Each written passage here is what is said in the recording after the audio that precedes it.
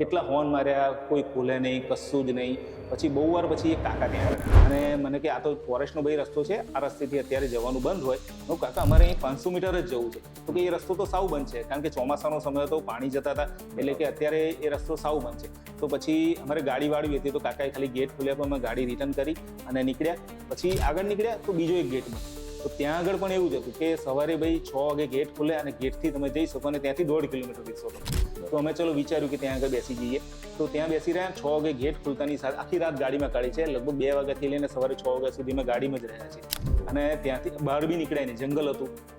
કંઈક દીપડો કેવું, સિંહ કેવું આવી જાય તો અમે તો જતા રહીએ. એટલે ગાડીની અંદર જ બેઠા રહ્યા અને સવારે 6 વાગે જેવું ગેટ ખુલ્યો તો એ 1.5 કિલોમીટર જે બાકી હતું એ રસ્તો પણ પાછો બંધ હતો.